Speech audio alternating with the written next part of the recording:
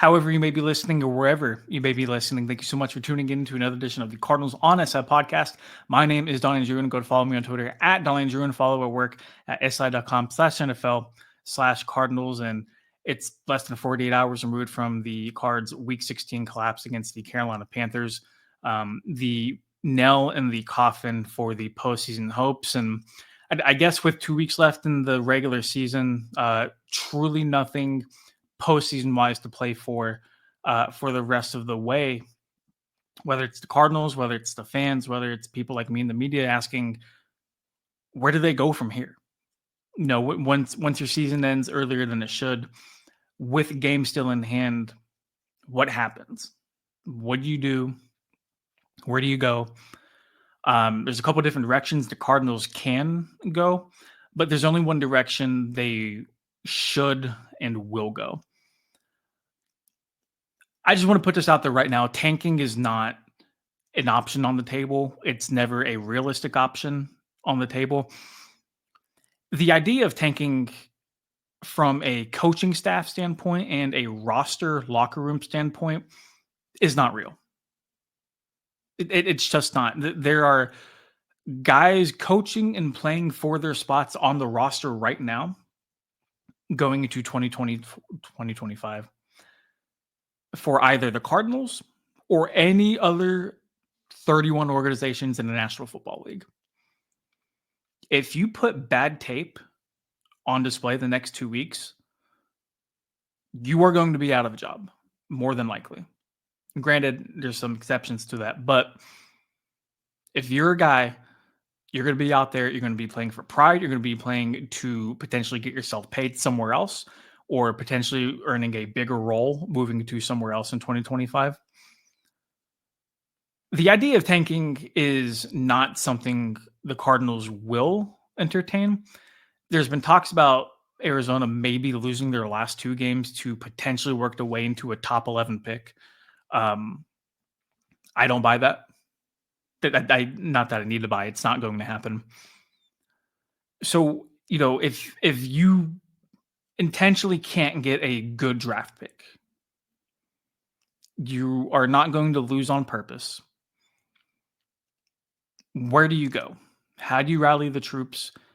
How do you as a competitor suit yourself up and say, you know what? These 2 weeks of football aren't going to help us get in the postseason. What do we do?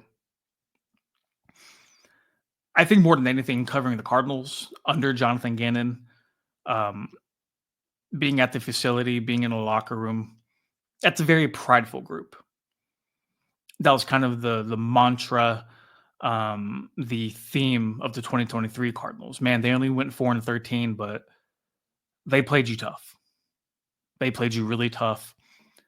And you're not going to walk off of that field after a 60-minute battle with them. Even if you win, you're not going to walk away unscathed. The challenge for Gannon and the rest of Cardinals coaching staff moving into 2024 was to bridge the gap from being a team that played hard to a team that played hard and got more wins than they did last year, which they've done. 2 weeks left in the season. They've almost doubled their win total from 4 to 7. Hopefully you can officially double it with 8. 9 would be great, but that would require you winning your last 2 games, which seems like a stretch. You never know. But there's a lot of question marks about things the Cardinals should do the next 2 weeks, how they should go about certain things. And I'll be honest, there's going to be a lot of talk around Kyler. And if you watch yesterday's video, I kind of put my flag on the hill. I planted that and said, I'm open to conversations about Kyler. That being said, I do think he's the guy next year in Arizona for 2025.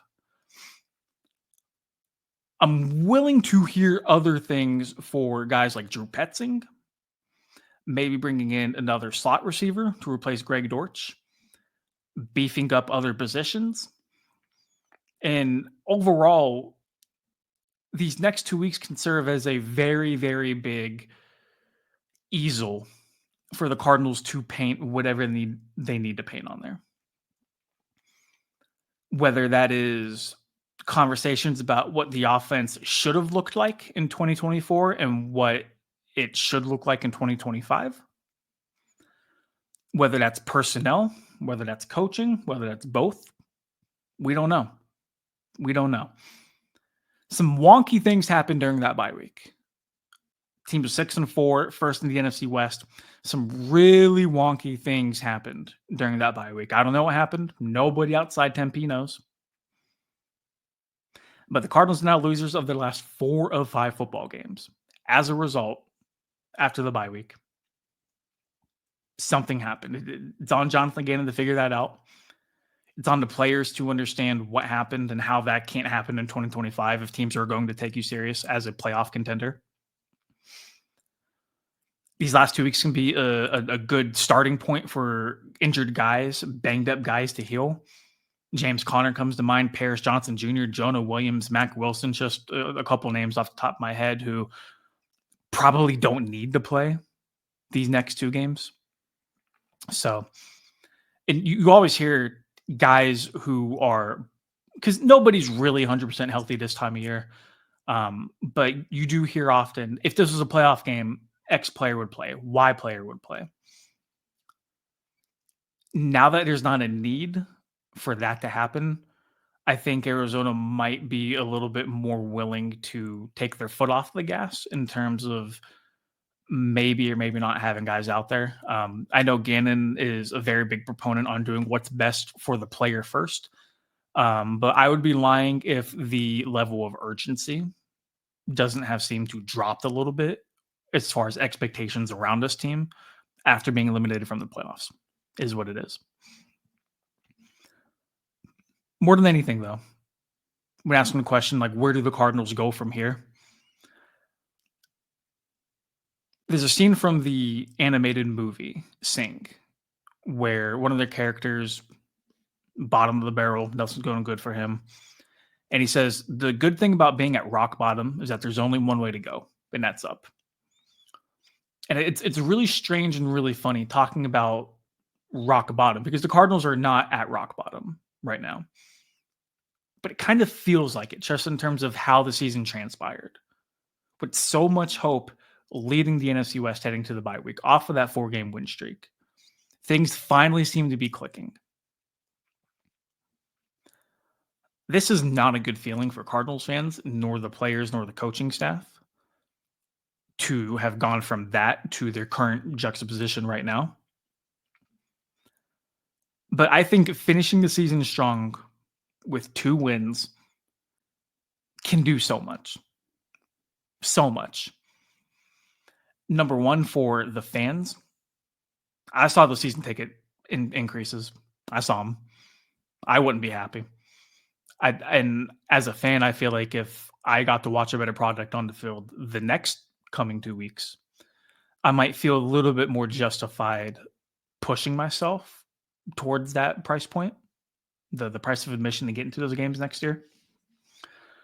These next 2 games could be used as a source of hope heading into the offseason. If they finish with 8 wins, if they finish with 9 wins, a winning record, that leap from year 1 to year 2 in the rebuild of Arizona, and I know it's kind of like a buzzword around here, around the desert rebuild. A lot of people don't like that, but like if we could be very real for a second, that's exactly what the Cardinals are under right now. Exactly. And, I think disappointing. Yeah, we touched on that a little bit yesterday in the video. It still feels like they're ahead of schedule of where people thought they would be at this time this year.